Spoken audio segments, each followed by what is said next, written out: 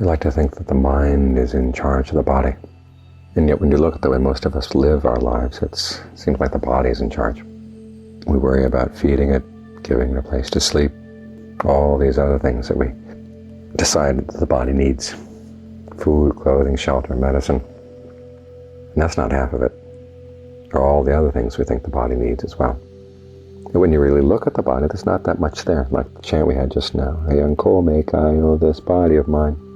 And you take the parts one by one by one, and there's really nothing much there. And you begin to wonder what's there to get all worked up about. And yet when you try to use this meditation to give the mind a little bit more freedom, there's a big resistance. Because there's something in the mind that likes to be attached to the body. We say, well, we get a certain amount of pleasure out of the body.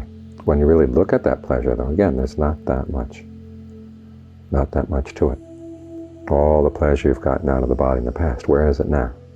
It's just in memories. And a lot of times that kind of pleasure, the memory of that pleasure is not a happy memory. When we talk about our physical needs, and it's not really so much what the body needs, it's what the mind makes up in its idea about the body. In order to survive, the body just needs a few things. It needs a little bit of food, a little bit of shelter, and it's okay. And even that much the body doesn't ask for. As far as the physical elements in the body are concerned, the body could die, no big deal. But it's a big deal for the mind, because the mind identifies so much with the body. Pleasure comes, felt in the body, well, the mind identifies with the pleasure. Pain comes, the mind identifies with the pain. So we meditate on the 32 parts of the body as a beginning way of getting to understand the mind. Why is the mind so attached to this physical heap we've got here? And we meditate on the 32 parts to get a little bit more perspective. As I said, there's not that much there. And if you were to take the parts out and arrange them on the floor, what would you do? You'd probably run away. Couldn't stand to look at them. Couldn't stand to smell them. And yet when they're all sewed up in the skin like we're sitting right here, right now, they seem to be all right. No big deal. And we know those parts are in there, and yet there's a part of the mind, huge part of the mind, that creates a big blind spot. And this blind spot, that's ignorance. That's why we suffer. It's this the mind's ability to create blind spots. Just the way surgeons can, open up bodies and then go back home and sleep with their wives or their husbands or whatever, and compartmentalize reality. So what they saw on the operating table has nothing to do with how they live the rest of their lives. And it's because of this that we suffer. We give so much importance to certain sensations, so much importance to certain feelings in the body. And we blame the body on, well, it was because I had this physical need, I had to do that. Lust is a big liar in that way. The body doesn't need that. It's the mind that wants it. And so you can't blame the body, it's all in the mind. So first we meditate on the 32 parts to get a better sense of perspective and realize that one, there's not that much there, and two, it's not the body's fault that the mind is so enslaved. The mind has enslaved itself to the body. So once you can pull yourself away a little bit from that attachment and really look at the mind's habits here, that's when you really start gaining useful insights into why there is clinging, why there is attachment. You take the sources of clinging apart. There's clinging for sensuality, that's clinging to your passions. Remember, you're not clinging so much to the actual sensations, you're clinging to the passion itself. The sensations are just an excuse. They, in and of themselves, are not poisonous at all, they're not harmful in one way or another. But it's what the mind does to them. That's what's poisonous to the mind. That's what creates the suffering. It's your passion for your intentions. That's what the Buddha says is sensuality. And so you have to look at those. In order to look at them, again, you have to separate the intentions, the ideas of the mind from the objects. It's just like when you're dealing with anger. You have to learn how to look at anger as a state in and of the mind. So first you have to pry your attention away from the object of the anger so you can look at the anger as a mental event. And it's the same with lust and passion. You have to pry your attachment away from the object so you can start looking at the actual passion, the actual intentions in the mind, to see them for what they are, to realize, well, why do you want to get involved in these things? And then there are other types of clinging as well. Clinging to precepts and practices, clinging to views, clinging to ideas about who you are, what yourself is. That's what the classical list.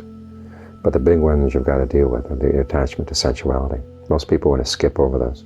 There's a conference going on in New York later this year on Buddhism, and one of the discussion panels is going to be on renunciation. Now, when the Buddha talked about renunciation, he was talking about renouncing sex, renouncing sensual passions of all kinds. And everybody wants to skip over that. They say, let's go to a more profound level, the renunciation of selfishness, the renunciation of the I attitude or whatever.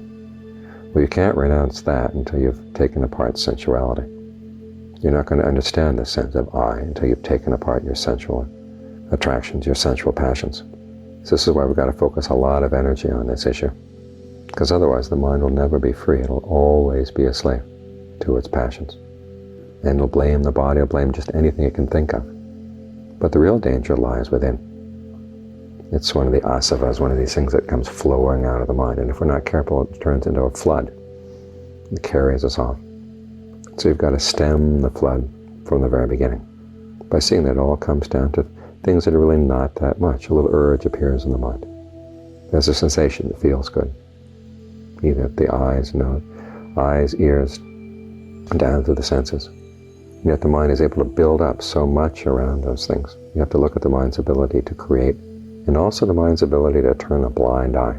Because wherever there's passion, a blind eye is being turned to something.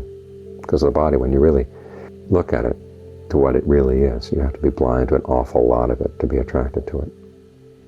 So we very patiently go through the parts, very patiently watch when anger arises, we watch when passion arises, just to see these things as separate events, not create them and not turn them into big issues, put them all together.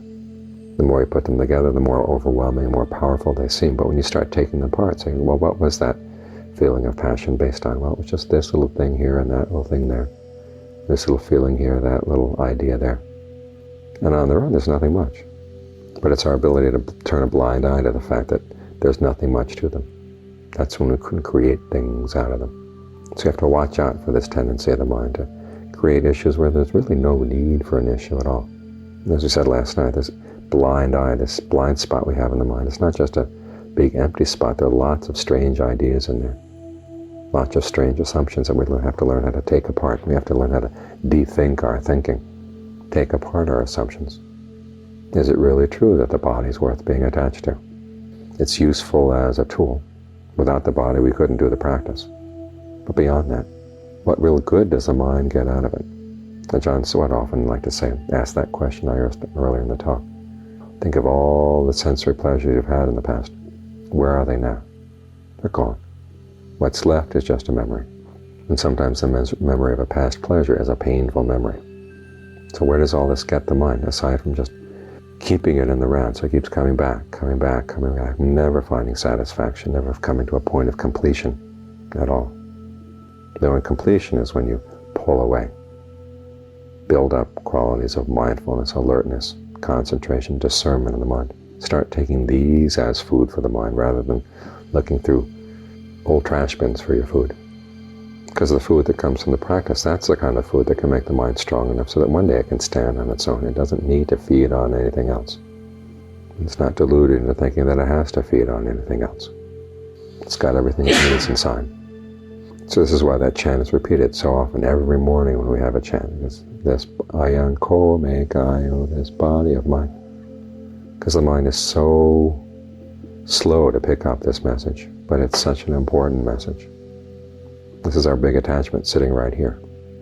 And it's the most blatant one. And if you can't deal with the most blatant attachment right here, there's no way you're going to get to the subtle ones. So think about this. It's not only a topic for discernment, it's also a topic for concentration. As you think about these things, it helps the mind calm down. When you get in a good state of concentration, that when you've got this kind of thinking in the background, it helps keep the mind in that concentration. And then, of course, the more concentrated you are, the more subtle the discernment comes to pick up on these attachments, to pick up on the way the mind lies to itself.